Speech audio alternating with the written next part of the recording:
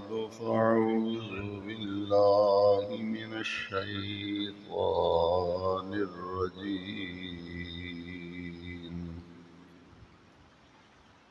بسم الله الرحمن الرحيم. قل هو الله أحد الله الصمد لم يلد ولم يولد ولم يكن له كفوا أحد. صدق الله مولانا العظيم. إن الله وملائكته يصلون على النبي يا أيها الذين آمنوا صلوا عليه وسلموا تسليما. الصلاة والسلام عليك يا سيدي يا رسول الله وعلى آلك وأصحابك يا سيدي يا خاتم النبيين.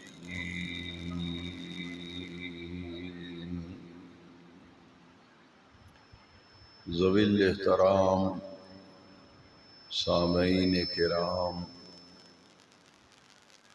اللہ رب العزت نے انسان کی ہدایت اور اس کی بھلائی اور اس کی آخرت اور عاقبت کو بہتر بنانے کے لیے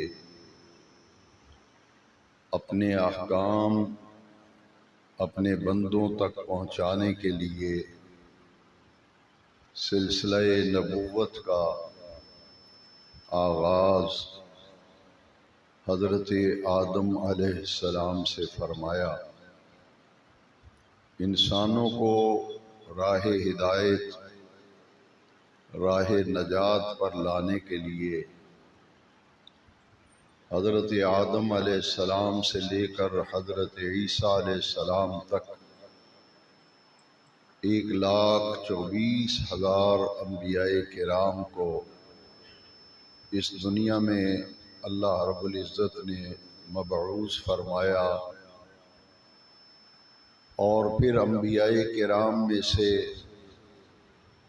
313 یا 315 انبیاء کرام کو منتخب فرما کر ان کو منصب رسالت عطا کیا. ہر نبی رسول نہیں ہوتا، لیکن ہر رسول کے لیے نبی ہونا ضروری ہوتا ہے.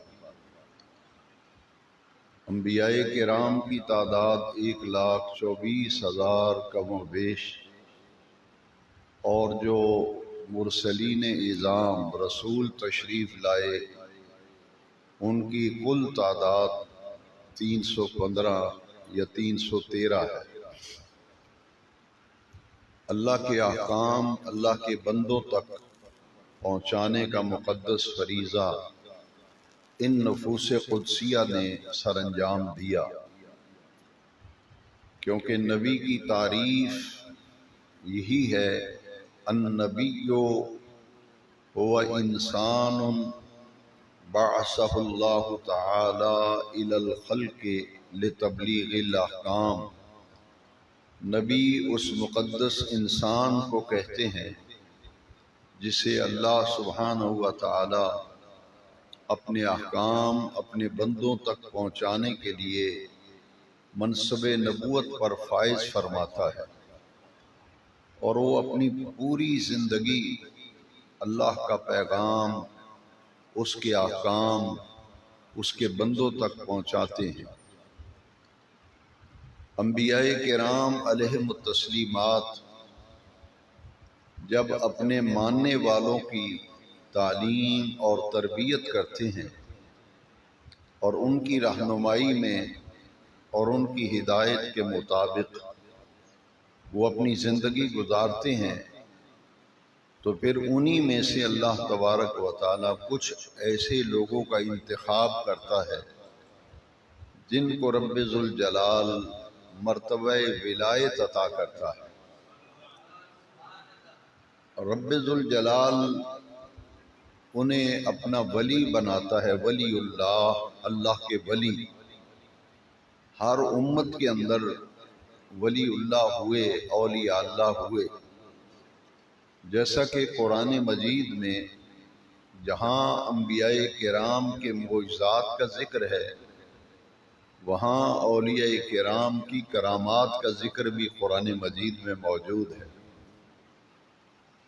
نبی، رسول، پیغمبر یہ اللہ کے مقرب یعنی اللہ کے بہت زیادہ قریب ہوتے ہیں اور اللہ کریم کے محبوب ہوتے ہیں اور اللہ کریم کی بارگاہ میں مقبول ہوتے ہیں۔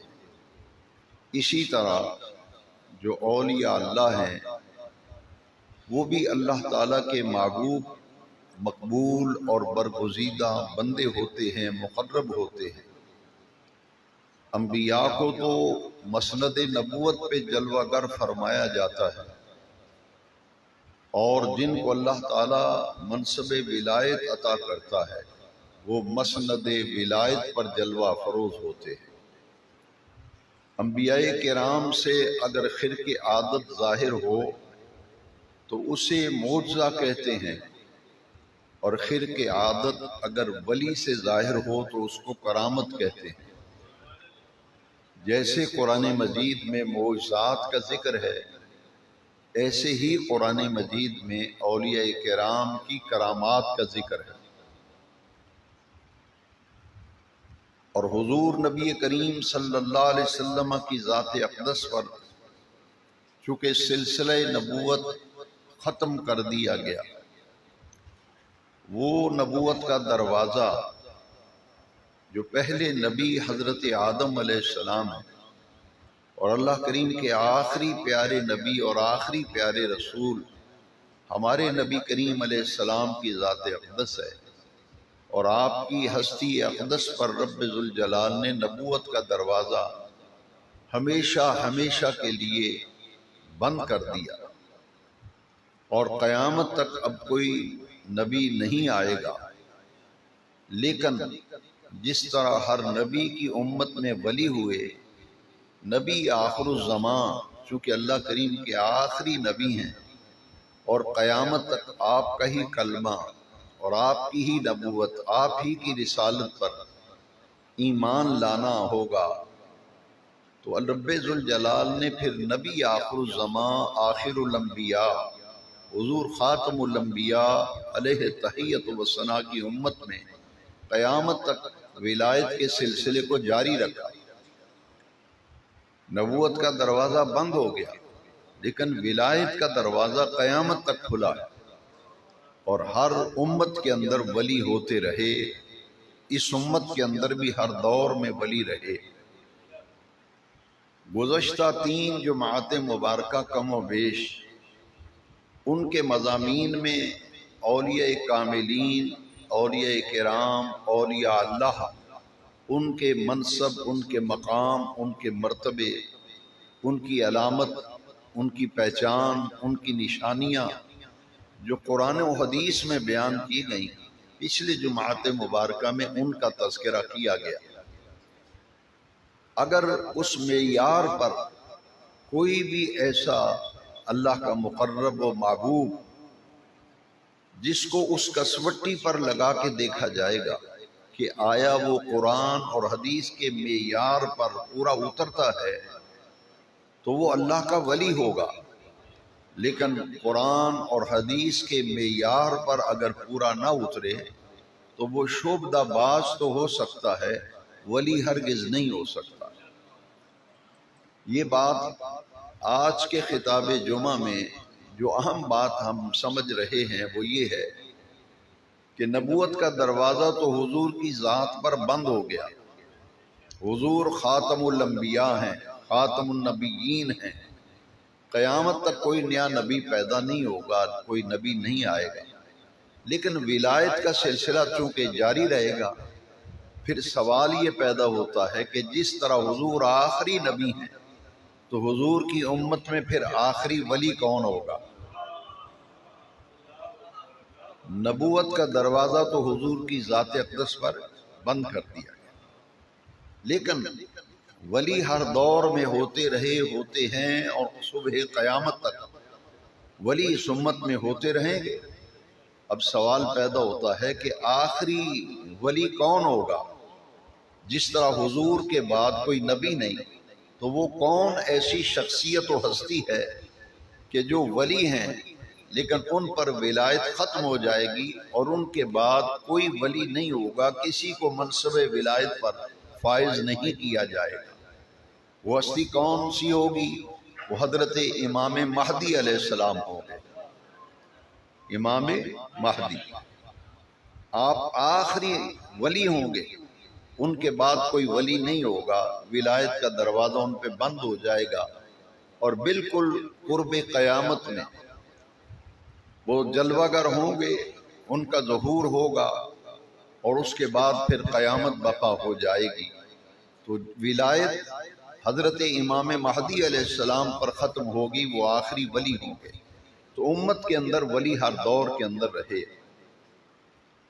جتنے بھی اولیاء اللہ ہیں، ان کے نظریات، ان کے عقائد، ان کے افکار وہ عین قرآن و حدیث کے مطابق ہوتے ہیں. حضور نبی کریم علیہ السلام کی امت میں، پوری انسانیت میں، نبیوں، رسولوں، پیغمبروں کے بعد سب سے افضل شخصیت و ہستی حضرت صدیق اکبر کی ہے رضی اللہ عنہ، اور حضرت داتا گنج بخش علی بن عثمان الحجویری رضی اللہ عنہ، امام ربانی حضرت مجدد الفسانی شیخ احمد سرہندی علیہ رحمت و رضوان، اور مجدد برحق امام شاہ احمد رضا حنفی قادری علیہ رحمت و رضوان، سیدنا پیر مہر علی شاہ صاحب گولوی علیہ رحمہ و رضوان. ان ہستیوں کے عرس چونکہ اسی سفر کے مہینے میں ہے، اس لیے میں ان چار شخصیات کا حوالہ دے رہا ہوں کہ یہ چاروں شخصیات اس بات پر متفق ہیں. صرف یہ چاروں متفق نہیں بلکہ امت کا اجماعی عقیدہ ہے، اس پر پوری امت کا اجماع ہے کہ پوری امت میں سب سے افضل حضرت صدیق اکبر ہیں رضی اللہ تعالی. تو اولیاء کاملین میں سے ہر صحابی رسول یہ حضور نبی کریم علیہ السلام کا براہ راست فیض یافتہ ہوتا ہے، اور حضرت ابوبکر صدیق رضی اللہ تعالی عنہ وہ شخصیت ہیں جن کو سب سے زیادہ حضور کے قریب رہنے کا موقع ملا، اور قرآن مجید میں ان کی معیت کا رب ذوالجلال نے ذکر کیا. میں ان چاروں ہستیوں کی تعلیمات، ان کے افکار، ان کے نظریات پر آج کے خطاب جمعہ میں بات کرنا چاہتا ہوں کہ ان کے کوئی علیحدہ علیحدہ عقیدے نہیں تھے، علیحدہ علیحدہ کوئی نظریات نہیں تھے. سب امت کا اجماع ہے کہ افضل تو حضرت ابوبکر صدیق ہیں رضی اللہ عنہ. تو مرتبہ ولایت میں بھی حضرت صدیق اکبر رضی اللہ عنہ بڑے ہی افضل و اعلیٰ اور بڑے ہی بلند مرتبے پر فائز ہیں. اور تاجدار فقر، تاجدار عقلی میں فقر اور تاجدار ولایت حضرت سیدنا علی المرتضیٰ کرم اللہ تعالی وجہ الکریم. آپ کی امت میں ولایت کے شہنشاہ و بادشاہ حضرت علی ہیں رضی اللہ تعالی، اور ان کے ذریعے سے حضور کی امت میں ولایت کا فیض پہنچتا ہے ان کے ذریعے سے. تو ہر ولی اللہ کا مقرب ہوتا ہے، اللہ کا محبوب ہوتا ہے، برگزیدہ ہوتا ہے۔ پچھلے جمعے میں نے عرض کیا تھا کہ ایک مہم چلی ہوئی ہے اولیاء اللہ کے خلاف، بزرگوں کے خلاف، کہ یہ باب تو شے ہی کوئی نہیں۔ اس پر میں نے کچھ گفتگو پچھلے جمعے میں کی تھی۔ بغیر کسی طوالت میں جائے، بغیر میں یہ عرض کروں گا کہ ذرا قرآن مجید میں غور و فکر کریں۔ جس طرح پوری گفتگو کی بنیاد یہ نظریہ ہے، جو قرآن اور حدیث کا نظریہ سوچ ہے، کہ جس طرح نبوت ایک منصب ہے، اسی طرح ولایت بھی ایک منصب ہے۔ جس طرح اللہ کے نبی ہوئے انسان کی ہدایت کے لیے، اور انسان کی ہدایت کے لیے وہ لوگ جن کو بے نیاز رب نے مرتبہ ولایت پر فائز کیا، وہ اللہ کے بندوں کی اصلاح کرتے تھے، اللہ کے بندوں کی اصلاح کرتے تھے، ان کی تربیت کرتے تھے۔ اور تبلیغ کا معنی ہے پہنچانا، اللہ کے احکام اللہ کے بندوں تک پہنچانا، دین کی تعلیم اللہ کی مخلوق تک پہنچانا۔ ہر ولی نے ساری زندگی یہی کام کیا، ساری زندگی یہی کام کیا ہے۔ اور ان میں سے حضرت امام ربانی مجدد الفسانی شیخ احمد سرہندی رضی اللہ، آپ کا عرس مبارک صفر المظفر کی 28 تاریخ کو ہے۔ 25 صفر المظفر کو امام احمد رضا حنفی قادری فاضل بریلوی علیہ رحمہ کا عرس مبارک۔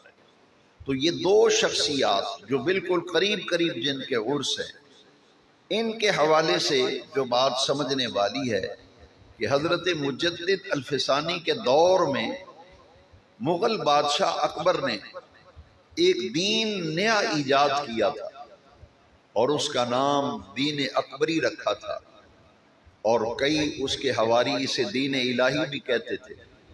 لیکن اس جو نیا دین اس نے قائم کیا تھا، اس میں وہ اپنے آپ کو سجدہ کرواتا تھا، اپنے آپ کو سجدہ کرواتا تھا۔ تو حضرت امام ربانی جب بھی کوئی فتنہ پیدا ہوتا ہے تو اللہ تعالیٰ اس فتنے کی سرکوبی کے لیے، اس فتنے کے استحصال کے لیے کسی نہ کسی شخصیت کو دنیا میں بھیج دیتا ہے۔ جیسے نمرود، جب نمرود اٹھا اور اس کے مقابلے میں پھر رب ذوالجلال نے حضرت ابراہیم علیہ السلام کو بھیجا۔ فرعون جس نے خدائی کا دعویٰ کیا تھا، تو اس کی سرکوبی کے لیے حضرت موسیٰ کلیم اللہ تشریف لائے۔ ہر دور کے فتنوں کو آپ دیکھیں۔ امام ربانی مجدد الفسانی آپ کی پوری زندگی اس کام کے اندر گزری کہ انہیں عقیدہ توحید کی حفاظت، عقیدہ توحید کی حفاظت بڑے اعلیٰ درجے میں کی، اور تقدیس الوہیت اور عقیدہ توحید، وحدانیت الہی کے آپ نے ایسے جذبے سے کام کیا کہ ڈاکٹر اقبال نے بھی حضرت مجدد پاک کو خراج تحسین پیش کیا کہ جہانگیر بادشاہ نے حضرت امام ربانی کو جھکانے کی بہت کوشش کی، یہاں تک کہ آپ کو گوالیار کے قلعے کے اندر نظر بند کیا گیا مغلیہ دور حکومت میں۔ حضرت مجدد الفسانی کو گوالیار کے قلعے میں نظر بند کیا گیا، اور جب اپنے دربار میں اس نے بلایا تو اس نے کھڑکی رکھوائی کہ جو بھی اس کے دربار میں جاتا تھا اس کے لیے ضروری تھا کہ پہلے مغل بادشاہ کو سجدہ کرے۔ تو امام ربانی نے فرمایا کہ مسلمان تو رب کے سوا کسی کو سجدہ کرتا نہیں، اور نہ سجدے کو روا اور جائز سمجھتا ہے، اور ہمارا ایمان ہے کہ ہر قسم کا سجدہ حرام ہے اللہ کریم کے سوا کسی کو بھی کرنا۔ پہلے انبیاء کرام کی شریعتوں میں سجدہ تعظیمی جائز تھا، پہلی شریعتوں میں سجدہ تعظیمی جائز تھا، جیسا کہ قرآن مجید میں ہے کہ حضرت یعقوب علیہ السلام، حضرت یوسف علیہ السلام کے واقعات، وہاں جو سجدے کا ذکر ہے کہ حضرت یوسف علیہ السلام کو سجدہ کیا گیا، وہ سجدہ تعظیمی تھا، لیکن حضور خاتم النبیین، نبی آخر الزمان، آخر الانبیاء، حضور ختمی مرتبت صلی اللہ علیہ وسلم کی شریعت میں، حضور کے دین میں اب قیامت تک سجدہ تعظیمی بھی حرام ہے، سجدہ عبودیت بھی حرام ہے، ہر قسم کا سجدہ اللہ کریم کے سوا حرام کر دیا۔ اور یہی کلمہ طیبہ کی بنیاد ہے، لا الہ الا اللہ محمد الرسول اللہ۔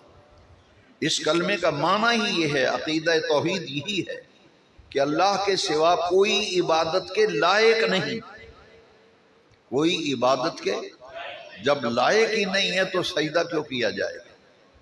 اور محمد الرسول اللہ، میرے پیارے آقا حضرت محمد صلی اللہ علیہ وسلم اللہ کے سچے آخری رسول ہیں۔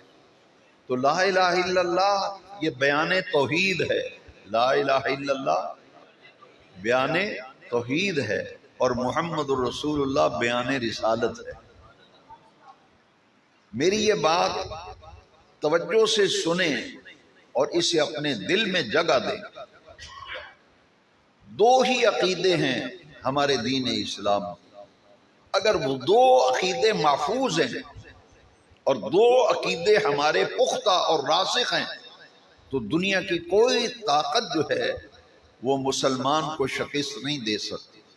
دو عقیدے ایسے، ایک عقیدہ توحید اور ایک عقیدہ ختم نبوت، ایک عقیدہ ختم، اسے آپ عقیدہ رسالت بھی کہہ سکتے ہیں، کہ حضور ایک اللہ کریم کی ذات اور امام ربانی اعلیٰ حضرت امام احمد رضا، جس ولی کا بھی آپ نام لیں گے میں یہ اچھی طرح سے آپ کو سمجھا سکوں گا کہ انہوں نے ساری زندگی اسی بات پر پہرا دیا تھا، اور وہ پہرا کیا تھا کہ اللہ کریم اپنی ذات میں بھی وحدہ لا شریک ہے،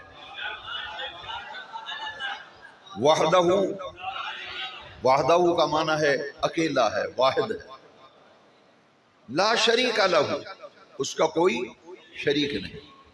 اور یہاں تھوڑی سی وضاحت دل کے اندر رکھیں، دو چیزیں ہیں، ایک ہے ذات و ایک ہے صفات۔ ہر بندے کی ایک ذات ہوتی ہے اور ایک اس کی صفات ہوتی ہیں۔ اچھا انسان ہو تو اچھا ہونا اس کی صفت ہے، اس کی صفات میں سے بڑی اعلیٰ صفت ہے کہ اچھا انسان ہے، نیک آدمی ہے، خیر خواہی ہے، بھلائی ہے، شریف آدمی ہے۔ تو ہر بندے کی ایک ذات ہوتی ہے اور ایک صفات ہوتی ہے۔ ہر مسلمان کا یہ عقیدہ ہے، اور اس مرکز اہل سنت سے بارہا اس عقیدے کو اجاگر کیا گیا اور واضح کیا گیا کہ رب ذوالجلال اپنی ذات میں بھی وحدہ لا شریک ہے اور اپنی صفات میں بھی وحدہ لا شریک ہے۔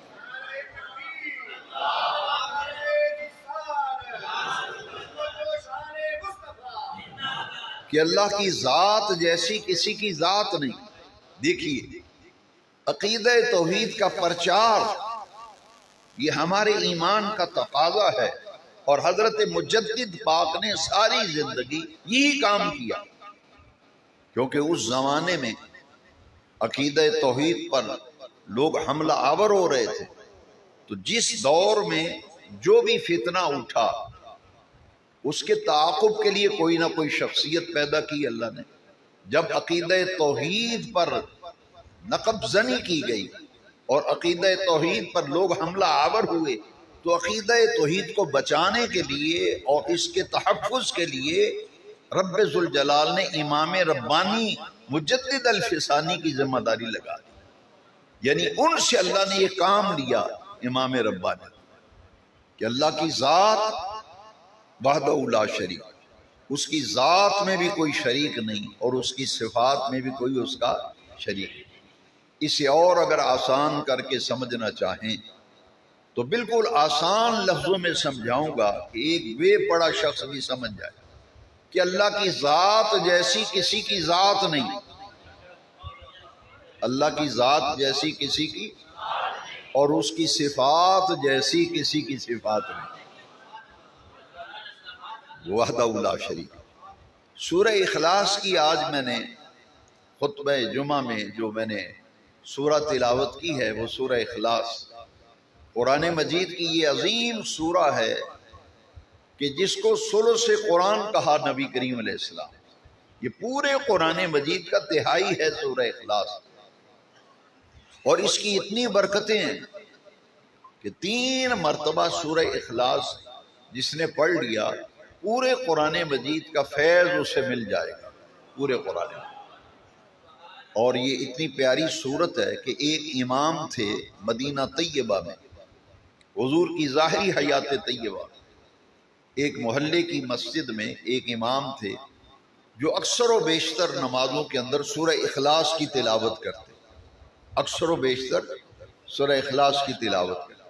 ان کی شکایت حضور کے پاس آئی کہ جب بھی نماز پڑھاتے ہیں تو یہ زیادہ تر سورہ اخلاص ہی پڑھتے ہیں۔ تو حضور نے انہیں بلوایا اور بلا کر پوچھا کہ تمہاری شکایت آئی ہے کہ تم ہر نماز کے اندر کوشش کرتے ہو کہ سورۃ اخلاص ہی پڑھی جائے، اس کی تلاوت کو زیادہ زور دے کے تم ادا کرتے ہو، اس کی کیا وجہ ہے؟ انہوں نے جواب جو دیا وہ بہت غور سے سننے والا ہے۔ انہوں نے کہا حضور یہ مجھے اس سورت سے محبت ہے، مجھے اس سورت سے، کیونکہ یہ ثلث قرآن ہے نا، قرآن کا تہائی ہے، لہذا مجھے اس سورت سے محبت ہے۔ اس میں عقیدہ توحید بیان کیا گیا ہے، قل هو اللہ احد، اے محبوب کہہ دیجئے وہ اللہ احد ہے، اللہ الصمد، وہ بے نیاز ہے، وہ بے نیاز ہے، لم یلد ولم یولد، اس نے کسی کو جنا نہیں، یعنی اللہ کی کوئی اولاد نہیں، ولم یولد، نہ اسے کسی نے جنا، وہ کسی کی اولاد نہیں، نہ اس کی کوئی اولاد۔ لم یلد کا یہ معنی، ولم یولد کا معنی ہے کہ اللہ کریم کسی کی اولاد نہیں، اسے کسی نے جنا نہیں۔ یہ ہے عقیدہ توحید۔ واللہ احد اللہ الصمد لم یلد ولم یولد ولم یکن لہ کفوا احد، اور اللہ کریم کا کوئی ہمسر نہیں، کوئی ثانی نہیں اس کا، کوئی اس کے برابر نہیں، وحدہ لا شریک ہے۔ تو انہوں نے عرض کی حضور مجھے اس سورت سے محبت ہے، اس لیے میں اکثر نماز پڑھاتے ہوں اس سورت کی تلاوت کرتا ہوں۔ میرے نبی کریم علیہ السلام مسکرائے، مسکرا کر فرمایا سورہ اخلاص سے محبت کرنے والے یہ سورت تجھے جنت میں لے جانے کا ذریعہ اور سبب بنے گی۔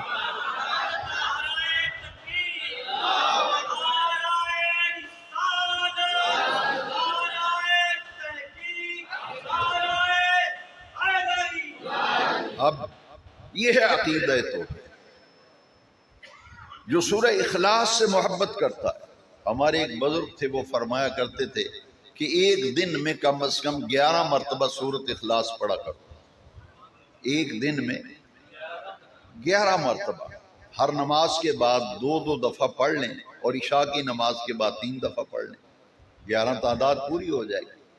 یعنی تھوڑے وقت میں 11 تعداد ہر نماز کے بعد، کتنا وقت لگے گا سورۃ اخلاص پڑھنے میں؟ چھوٹے چھوٹے کام ہیں لیکن نفع بہت زیادہ ہے، فائدہ بہت زیادہ ہے۔ ہر نماز کے بعد عادت بنا لو سورہ اخلاص 2 مرتبہ، اور عشاء کی نماز کے بعد 3 مرتبہ پڑھو، 11 تعداد ایک دن میں پوری ہو جائے گی۔ تو یہ سورہ اخلاص، اسے سورہ توحید بھی کہتے ہیں، اس کا ایک نام کیا ہے؟ سورہ توحید۔ یہ عقیدہ توحید۔ امام ربانی جہانگیر کی جب اپنی اس نے کچہری میں بلایا انہیں، تو لوگوں نے کہا کہ تمہاری عدالت کا اور کچہری کا دستور ہے، دربار کا، ایوان کا یہ دستور ہے، جو بھی آئے گا پہلے تمہیں سجدہ کرے گا۔ تو مجدد الفسانی وہ تو سجدہ کریں گے نہیں، ان کا نام شیخ احمد ہے، چونکہ مجدد ہے، 1000 سال کے مجدد۔ الفسانی وہ تو سجدہ نہیں کریں گے۔ اس نے سپیشلی ایک خاص طور پر کھڑکی بنوائی، کھڑکی ایسی بنوائی کہ جو بھی داخل ہو پہلے سر جھکائے گا تو اندر جا سکے گا۔ وہ سر نہیں جھکائے گا تو اندر نہیں جا سکے گا۔ اس نے کہا کہ یہ کھڑکی بنواؤ اور اس راستے سے شیخ احمد کو لے کے آؤ، مجدد پاک، اس کھڑکی کے راستے۔ لیکن اللہ والے جو ہیں ان کو اللہ کریم نور بصیرت عطا کرتا ہے، وہ سمجھ گئے مجدد پاک کہ یہ سارا تانا بانا اس لیے بنا گیا مجھے جھکانے کے لیے، لیکن میں تو رب کے سوا کسی کے سامنے جھکتا نہیں۔ اب کیا کیا انہوں نے کہ پہلے دایاں پاؤں کھڑکی میں اندر داخل کیا، پھر بایاں پاؤں داخل کیا، اور آخر میں اپنا جسد مبارک، اور سب سے آخر میں سر اندر داخل۔ اس کی سازش جو ہے وہ دھری کی دھری رہ گئی۔ ڈاکٹر اقبال نے دیکھیے، جمعے میں وقت کم ہوتا ہے، مختصر وقت میں زیادہ قیمتی باتیں سمجھنے کی ہم کوشش کرتے ہیں۔ دیکھیے، یہ ہے مجدد الفسانی، نقش بندیوں کے مقتدا اور پیشوا۔ دیکھیے ذرا، ڈاکٹر اقبال بھی نہ رہ سکا۔ اقبال کہتے ہیں گردن نہ جھکی جس کی جہانگیر کے آگے، گردن نہ جھکی جس کی جہانگیر کے آگے، جس کے نفس گرم سے ہے گرمی احرار، وہ ہند میں سرمایہ ملت کا نگہباں، وہ ہند میں سرمایہ ملت کا نگہباں، اللہ نے جسے بر وقت کیا خبردار، اللہ نے بر وقت کیا جسے خبردار۔ یہ ہے امام، انہوں نے عقیدہ توحید کی حفاظت کی، تقدیس الوہیت کے لیے پوری زندگی، تجدید و احیاء دین کے لیے سرگرم عمل رہے۔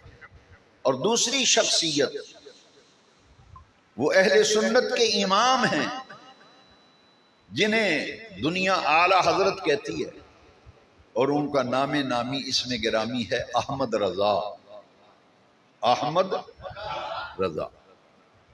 اور زبان زد خاص و عام، ہر صغیر و کبیر اور ہر پیر و جوان کی زبان پر جب بھی امام احمد رضا کا ذکر آئے گا تو لفظ اعلی حضرت سے یاد کرے گا۔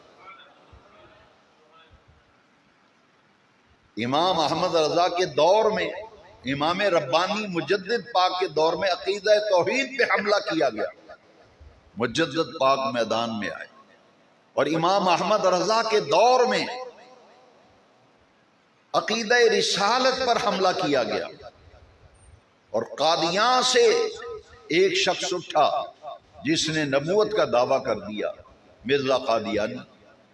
تو امام احمد رضا جو مجدد وقت ہیں، 14ویں صدی کے مجدد کا نام امام احمد رضا ہے، حنفی قادری علیہ الرحمہ رضوان۔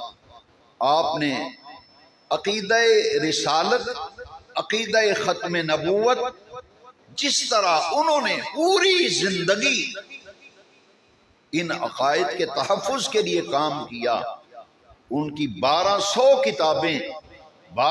کتابیں امام احمد رضا نے لکھی۔ قرآن مجید کا ترجمہ کنز الایمان،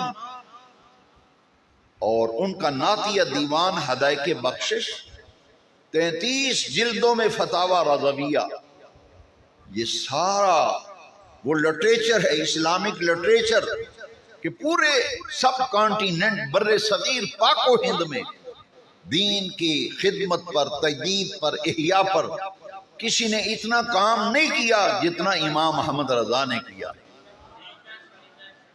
جیسے ڈاکٹر اقبال نے مجدد پاک کو خراج عقیدت پیش کیا، حضرت امام احمد رضا کو خراج عقیدت ڈاکٹر اقبال نے پیش کیا، اور اقبال نے کہا کہ میں نے امام احمد رضا کی فقہی خدمات کو دیکھا اور ان کی فقہی بصیرت کو دیکھا، ان کے فتاوی جات کو پڑھا، تو میں اس نتیجے پر پہنچا ہوں کہ امام احمد رضا اپنے دور کا امام اعظم ابو حنیفہ ہے، اپنے دور کا امام اعظم ابو حنیفہ احمد رضا ہے، کیونکہ فقہ حنفی کی جتنی ترویج و اشاعت بر صغیر میں امام احمد رضا نے کی، فقہ کی خدمت کے اندر ان کا کوئی ثانی اور ہم پلہ، ان کی ٹکر کا کوئی آدمی نظر ہی نہیں آتا۔ اور مجدد کی یہ خوبی ہوتی ہے، مرید تو اپنے پیر کی تعریف کرے گا ہی، مرید پیر کی تعریف کرے گا ہی، شاگرد استاذ کی تعریف کرے گا ہی، مزہ تو تب ہے نا۔ مجدد وہ نہیں ہوتا جس کو مرید کہیں کہ ہمارے پیر صاحب مجدد ہے، وہ مجدد نہیں ہوتا۔ جس کو شاگرد مجدد کہیں کہ ہمارے استاد صاحب مجدد ہیں، وہ مجدد نہیں ہوتا۔ جسے کارکن، پارٹی کے کارکن کہیں کہ ہمارا سربراہ مجدد ہے، وہ مجدد نہیں ہوتا۔ مجدد پتہ کون ہوتا ہے؟ جو اس کے ٹکر کے علماء، اس کے ہم پلہ، اس کی ٹکر کے جو عالم ہوتے ہیں، وہ اعلان کرتے ہیں کہ یہ شخص اپنے وقت کا مجدد ہے، یہ شخص اپنے وقت کا۔ 1921 میں امام احمد رضا کا وصال ہوا، 1921 میں، 28 اکتوبر 1921 میں امام احمد رضا کا وصال۔ 103 سال گزر گئے میرے امام کو دنیا سے وصال کیے ہوئے، لیکن آج بھی عرب و عجم کے علماء کہتے ہیں کہ ہم نے امام احمد رضا کی 1200 کتابوں پر ریسرچ کی، 33 جلدوں میں فتاوی رضیہ پر ہم نے ریسرچ کی، ان کا نعتیہ دیوان ہدایت بخشش ہم نے کھنگال ڈالا۔ فن شاعری کے اعتبار سے جس زاویہ نگاہ سے بھی ہم نے بریلی کی سرزمین پر پیدا ہونے والے عاشق رسول کو پڑھا تو معلوم ہوا یہ اپنے دور کا امام جلال الدین سیوطی ہے۔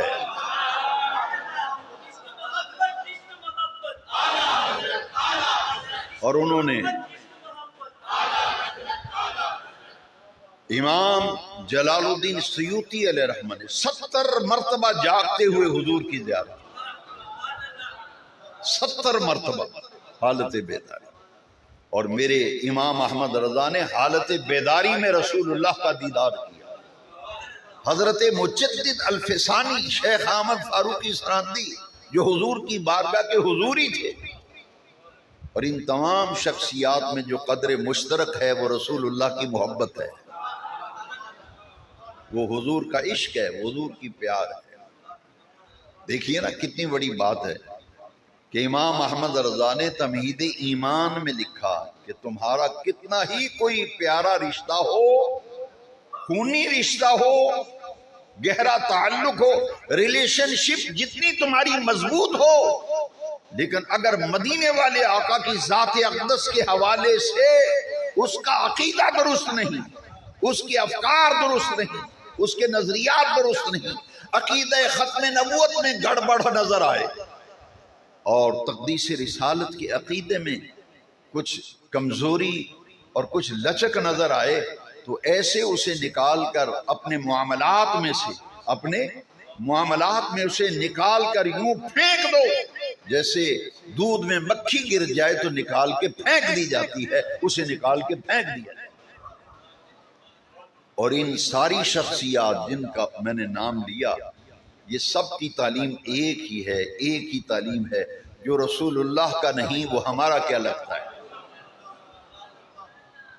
جس نے مدینے والے آقا سے بے وفائی کی، جس نے حضور سے بے وفائی کی، عقیدہ ختم نبوت پہ جس نے حضور سے بے وفائی کی، اور تقدیس رسالت کے عقیدے پر جس نے مدینے والے آقا سے بے وفائی کی، احمد رضا یہ کہتا ہے، مجدد الفسانی کہتے ہیں، ذرا سوچ مسلمان، سوچ، جو رسول اللہ سے جس نے وفا نہیں کی وہ تیرے ساتھ وفا کرے گا؟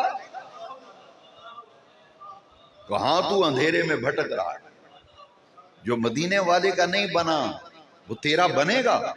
لہذا ہمیں اپنے عقائد اور اپنے نظریات کے تحفظ کے لیے ہمیشہ جاگتے رہنا چاہیے، ہوشیار رہنا چاہیے، بیدار رہنا چاہیے۔